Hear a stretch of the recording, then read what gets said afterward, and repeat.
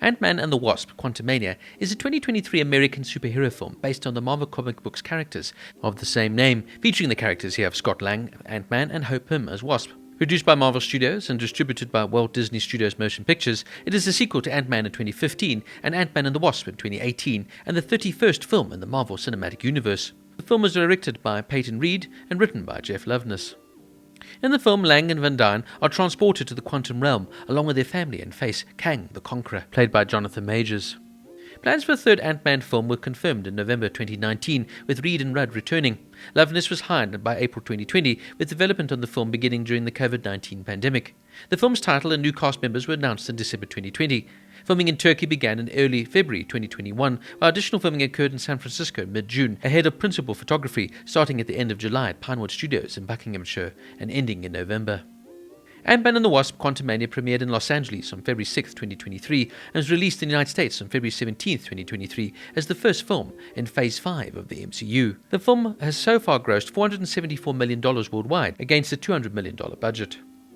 The cast includes Paul Rudd as Scott Lang, Ant-Man, an Avenger and former petty criminal with a suit that allows him to shrink or grow in scale while increasing in strength.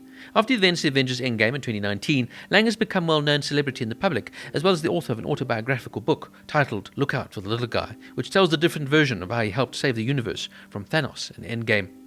Evangeline Lilly as Hope van Dyne, or Wasp, the daughter of Hank Pym and Janet van Dyne, who's handed down a similar suit and the Wasp mantle from her mother. She serves as the head of the Pym van Dyne Foundation, which uses Pym particles for humanitarian efforts.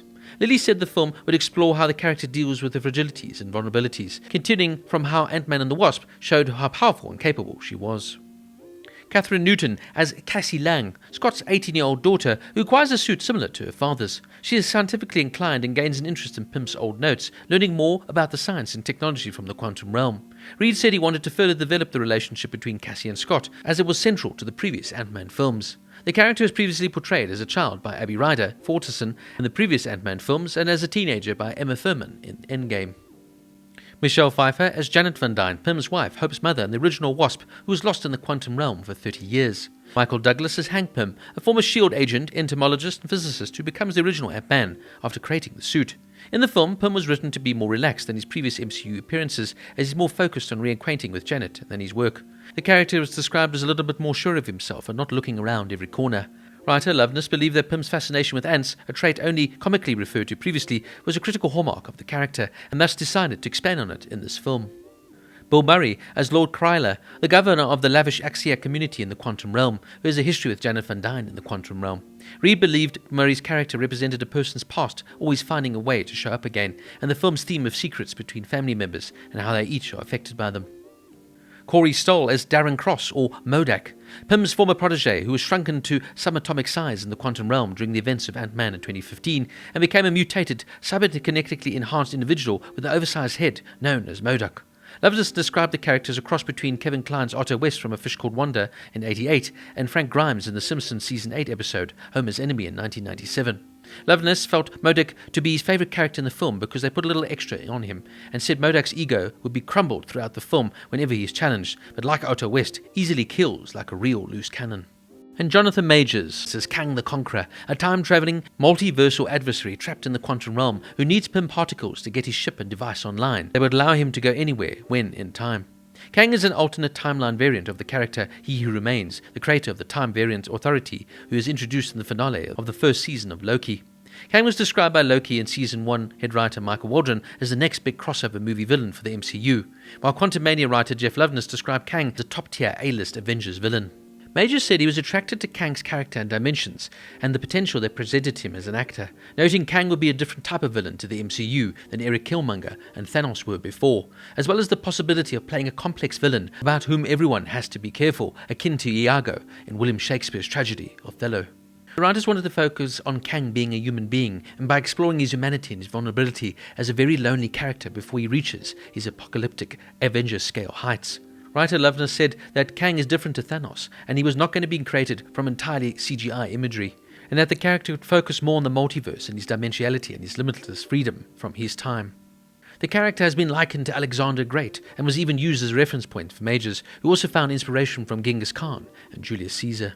Majors said that Kang would be the supervillain of supervillains.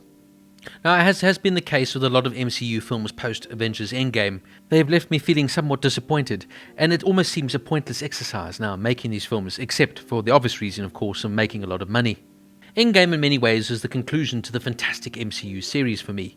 And since then, you really feel like you need to have a science degree now to understand the multiverse. Sometimes I even feel the writers that write this don't quite understand the multiverse themselves, as there's no rules or limitations now to the characters.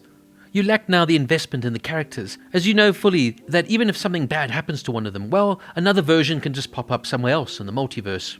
For me, the MCU has lacked this impact, and the stories now are really scraping the barrel. Ant-Man and the Wasp: Quantumania really now lives up to that. It's really a very major disappointment for me. The actors seem to be just going through the motions. The film doesn't allow, for example, Paul Rudd to show off his charming mannerisms and what makes him such a fun, enjoyable actor. His chemistry here too, with Evangeline Lilly, is completely flat and unrealistic, and her role really, it does not add much to the film. Neither do the likes of the fantastic actors of Michael Douglas and Michelle Pfeiffer, both fantastic veteran actors who really look like they're just going through the motions here and collecting their paycheck at the end of the day. By far and away though, the most annoying character is the new addition here of Kathryn Newton as Cassie Lang. She's obnoxious, irritating, and frankly adds nothing to the story. I mean, why do we even need an Ant-Man when she can pretty much do everything herself? She's a genius, and she's highly skilled already, at 18. Also now the setting of the quantum realm feels like a complete and utter rip-off of a Star Wars franchise. It's unoriginal, unimaginative, and yes, the visuals are fantastic, but that's kind of what you expect from a huge budget film like this. The film just lacks depth, it lacks any originality, and it lacks fundamentally a good, well-told story. Even for me here now, the new antagonist, Kang the Conqueror, who's basically supposed to be the new Thanos per se, really falls flat. He's so one-dimensional and bland, there's just nothing to him. In fact, you have to have multiple versions of the character to make it somewhat interesting, and Jonathan Majors really doesn't do much with the role. Now look, in many ways this is an introduction to this character, and there's probably more layers to peel back, as it were. And I've always said you should look at the artist rather than the man behind it. But for me, I find it hard to invest in Majors as a character in this role when you know that he has been arrested on assault, strangulation and harassment charges, stemming from a domestic dispute with a 30-year-old woman. I mean, as it stands, you don't even know if Jonathan Majors would actually ever be reprising the role of Kang the Conqueror, so I found it kind of hard to differentiate between the actor and who Jonathan is in his real life. For me, the whole film just falls completely flat. They've seemed to have lost the plot, and with the exception of Wakanda Forever, all the movies post-Avengers Endgame in the MCU have been major disappointments, and have just seemed to be fillers, and there to take your hard-earned money and make some big cash. It's sad to see that the MCU maybe has overstayed its welcome in some ways, as it was one of the most fantastic movie franchise series ever made. If you turn your brain off maybe and realize that what you're watching is just a film that is brightly colourful and made fundamentally for kids, well then maybe this film can be somewhat enjoyable. But if you're looking for a deep, nuanced and layered version of the multiverse, I'd highly recommend other films within this genre.